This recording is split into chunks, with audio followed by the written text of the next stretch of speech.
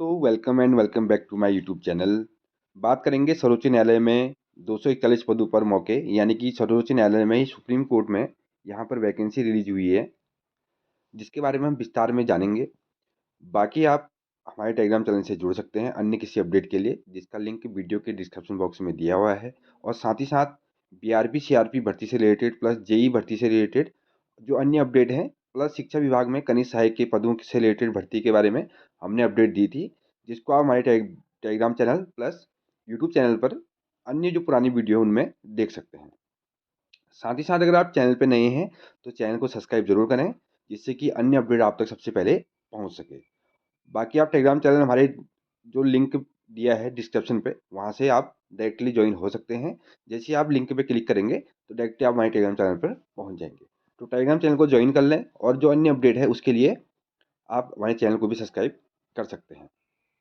चलिए बात करते हैं सुप्रीम कोर्ट में 241 पदों पर भर्ती के बारे में, जिसकी की चयन प्रक्रिया के बारे में बताएंगे। बाकी उसमें सैलरी कितनी रहेगी, कैसे आपको अप्लाई करना है, और एग्जाम सेंटर आपके कहाँ कहाँ रहेंगे, और उसमें क्या क्या मानक यानी कि जो क्राइटेरिया है क्या क्या उसमें दिया गया है।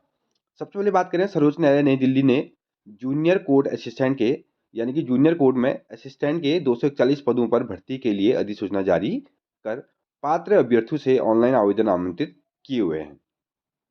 इच्छुक अभ्यर्थी सुप्रीम कोर्ट की वेबसाइट पर जाकर दिए गए लिंक के माध्यम से आवेदन कर सकते हैं। आवेदन की प्रक्रिया जारी है, और अंतिम तिथि यानी कि 8 मार्च को इसका अंतिम डेट है। यानी कि अभी आपके पास पूरा एक महीना है, तो आप 8 मार्च तक इस फॉर्म को फिलअप कर सकते हैं। जो इसका अप्लाई लिंक है वो मैं वीडियो के डिस्क्रिप्शन पे पिन कर दूंगा, आप या कमेंट पे पिन कर दूंगा, आप वहां से डायरेक्टली उस लिंक पे पहुंच जाएंगे। या मैं अपने टेलीग्राम चैनल पे भी इसका लिंक डाल दूंगा, आप डायरेक्टली वहां से इस फॉर्म को फिलअप कर सकते हैं। अगर फॉर्म भरने में कोई इशू आता है, आप डायरेक्टली हमें टेलीग्राम पे मैसेज कर सकते हैं, आपकी हर संभव मदद यहाँ पे की जाएगी। दोस्तों जो इसमें योग्यता है यानी कि जो इसका क्वालिफिकेशन दिया गया है, वो है यहाँ पे मान्यता प्राप्त विश्वविद्यालय से किसी भी विषय में स्नातक डिग्री होनी चाहिए। यानी कि किसी भी ऐसा महाविद्यालय जो मान्यता प्राप्त है, वहाँ से आपके पास बीए, बीकॉम, बीएससी या जो भी बीटेक अन्य जो डिग्रियां हैं जो स्नातक डिग्री में काउंट होती है, वो आपके पास होना चाहिए। साथ ही साथ कंप्यूटर पर अंग्रेजी टाइपिंग में 35 शब्द प्रति मिनट की स्पीड आपकी होनी चाहिए। यानी कि स्पीड का तो बाद में है, क्योंकि एग्जाम देने के बाद जब टाइपिंग टेस्ट होगा तो आप उसको बाद में भी सीख सकते हैं, या आप अभी से अगर तैयारी कर रहे हैं तो साथ ही साथ आप टाइपिंग प्रक्रिया में भी भाग ले सकते हैं। यानी कि टाइपिंग स्पीड आप अपना टाइपिंग कोर्स ज्वाइन कर सकते हैं, जिससे कि आपको बाद में एग्जाम निकलने के बाद लोड ना पड़े। आयु सीमा जो रहेगी दोस्तों, उसमें अभ्यर्थी की न्यूनतम आयु 18 वर्ष और अधिकतम आयु 30 वर्ष से होनी चाहिए। यानी कि 18 वर्ष से लेकर 30 वर्ष तक की आयु के अभ्यर्थी इसमें अप्लाई कर सकते हैं। यानी कि मिनिमम एज आपकी 18 साल होनी चाहिए, और मैक्सिमम एज 30 वर्ष से अधिक नहीं होनी चाहिए। आयु की गणना 8 मार्च 2025 को आधार मानकर होगी। यानी कि 8 मार्च तक जब फॉर्म का लास्ट डेट है, तब तक आपकी एज 30 वर्ष से अधिक नहीं होनी चाहिए। यानी कि 8 तारीख को अगर आपको 30 साल करेक्ट हो रहे हैं, यानी कि अगर आपकी 8 मार्च को डेट ऑफ बर्थ है डॉक्यूमेंट के अकॉर्डिंग, तो आप तब भी फॉर्म को फिलअप कर सकते हैं।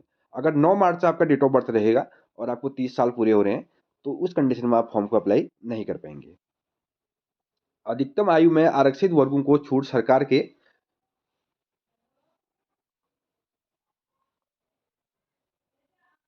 के नियमानुसार दी जाएगी। यानी कि जो अधिकतम आयु सीमा में छूट है, जो 5 वर्ष से या जितना वर्ष से छूट दिया जाता है एससी एसटी प्लस ओबीसी वर्ग को, वो जो है इसमें अप्लाई रहेंगे। यानी कि अगर आप एससी एसटी और एसटी ओबीसी वर्ग से संबंधित है, तो आप लोगों को 5 साल का इसमें यदि यानी कि जो गवर्नमेंट ऑफ इंडिया का जो रूल है उसके अकॉर्डिंग आपको यहाँ पे छूट दी जाएगी।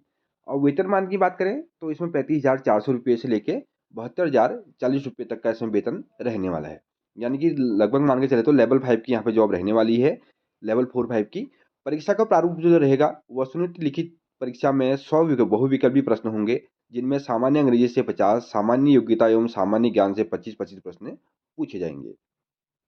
यानी कि इंग्लिश आपकी कंपलसरी यहाँ पे अच्छी होनी चाहिए, जिसमें कि इंग्लिश में आपका 50 मार्क्स का पेपर होगा, और सामान्य जो योग्यता और सामान्य ज्ञान का जो पेपर होगा वो 25-25 नंबर के यहाँ पे 3 सेट में ये डिवाइड किया गया है। यानी कि 50 मार्क्स का आपका अंग्रेजी रहने वाला है, और सामान्य योग्यता एवं सामान्य ज्ञान में 25-25 प्रश्न यहाँ पे पूछे जाएंगे। यानी कि सामान्य योग्यता में आपका एप्टीट्यूड वगैरह ये रीजनिंग मैथ आ जाएगी और 25 मार्क्स में आपका सामान्य ज्ञान यानी कि जीके यहाँ पे जनरल नॉलेज पूछी जाएगी। वस्तुनिष्ठ कंप्यूटर नॉलेज टेस्ट में 25 प्रश्न पूछे जाएंगे। परीक्षा की अवधि 2 घंटे होगी। यानी कि यहाँ पे ऑब्जेक्टिव टाइप आपका ये कंप्यूटर नॉलेज टेस्ट भी होगा जिसमें 25 प्रश्न पूछे जाएंगे और आपको 2 घंटे का इसमें समय दिया जाने वाला है। ठीक है, पहला पेपर होगा आपका लिखित परीक्षा यानी कि जो बहुविकल्पीय होगा, या तो ओएमआर पे होगा या आपका ऑनलाइन माध्यम से ये करवाया जाएगा। और दूसरा पेपर जो होगा वो कंप्यूटर नॉलेज टेस्ट का भी यहाँ पे रहने वाला है जिसमें 25 प्रश्न पूछे जाएंगे और आपको टोटल 2 घंटे का समय यहाँ पे दिया जाएगा। इन दोनों परीक्षा में सफल परीक्षार्थियों को टाइपिंग स्पीड टेस्ट और डिस्क्रिप्टिव टेस्ट अंग्रेजी भाषा के लिए बुलाया जाएगा। यानी कि आपको टाइपिंग स्पीड टेस्ट और डिस्क्रिप्टिव टेस्ट के लिए यहाँ पे बुलाया जाएगा। अगर आपका दोनों पेपर निकल जाते हैं तो आपका जो थर्ड स्टेप रहेगा वो रहेगा आपका typing test plus descriptive test जो होगा अंग्रेजी भाषा में, ये यहाँ पे होने वाला है। कंप्यूटर पर टाइपिंग स्पीड जो होगा आपका 10 मिनट का होगा। यानी कि 10 मिनट का समय आपको दिया जाएगा। आपका 35 शब्द प्रति मिनट की स्पीड वहाँ पे होनी चाहिए। डिस्क्रिप्टिव टेस्ट 2 घंटे का होगा। सफल अभ्यर्थी को साक्षात्कार के लिए आमंत्रित किया जाएगा। यानी कि आपका टाइपिंग टेस्ट होने के बाद जो डिस्क्रिप्टिव टेस्ट होगा उसके बाद फाइनल राउंड जो है यहाँ पे आपका वो होने वाला है इंटरव्यू। ठीक है, वहाँ पे आपका इंटरव्यू होगा। इंटरव्यू के बाद ही आपको फाइनल जो है आपका रिजल्ट यहाँ पे घोषित किया जाएगा। अब लास्ट में बात करें जो परीक्षा केंद्र है कि परीक्षा केंद्र कहाँ पर होंगे, तो दोस्तों परीक्षा केंद्र यहाँ पे है पटना, पूर्णिया, आरा, गया, धनबाद, जमशेदपुर, रांची, दिल्ली एनसीआर, मेरठ, अलीगढ़, लखनऊ, कानपुर, बरेली, गोरखपुर, शिलोंग, कोलकाता, उदयपुर, सूरत, चेन्नई आदि।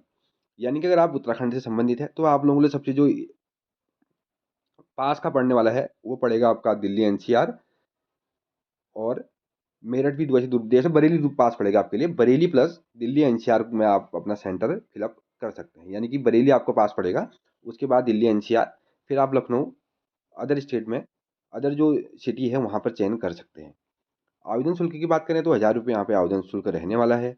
SC ST वर्ग एवं दिव्यांग अभ्यर्थियों के लिए 250 रुपये देय होगा। यानी कि SC ST और दिव्यांग जो अभ्यर्थी हैं उनके लिए 250 यहाँ पे फीस रहने वाली है। बाकी जो अन्य अभ्यर्थी हैं यानी कि जनरल OBC प्लस जो अन्य अभ्यर्थी हैं उनके लिए यहाँ पे फीस 1000 रुपये रहने वाली है, जो कि ऑनलाइन माध्यम से यहाँ पे फॉर्म फिलअप किया जाएगा। ऑनलाइन आपको भुगतान यहाँ पे करना है। वेबसाइट जो है दोस्तों इसकी है SCI supreme court of India .gov.in। ये वेबसाइट मैं आपको कमेंट बॉक्स में पिन भी कर दूंगा और टेलीग्राम चैनल भी प्रोवाइड करवा दूंगा। अधिक जानकारी के लिए आप हेल्पलाइन पे कॉल कर सकते हैं। अगर आपको फॉर्म भरने के दौरान या कोई इशू आपको लग रहा है या कोई प्रॉब्लम आपको लग रहा है कि फॉर्म कैसे फिलअप किया जाए या क्या क्या चीज़ें कोई डाउट चीज़ें हैं, तो आप डायरेक्टली ईमेल कर सकते हैं supreme court@nhc.in पर, और हेल्पलाइन नंबर के माध्यम से आप यहाँ पे कॉल पर ये जानकारी पता कर सकते हैं। ये थी दोस्तों सुप्रीम कोर्ट में जो वैकेंसी आई है जिसमें लगभग 241 पदों पे यहाँ पे जूनियर कोर्ट असिस्टेंट का यहाँ पे एग्जाम होने वाला है। मैंने आपको सारी जानकारी दे दी है। लिखित परीक्षा, typing speed test, computer knowledge test, descriptive test एवं आपका इंटरव्यू के माध्यम से यहाँ पे चयन होने वाला है। अगर आप लोग इस क्राइटेरिया को फुलफिल करते हैं और आप इस वैकेंसी के लिए एलिजिबल हैं तो आप ज़रूर इसको अप्लाई करें।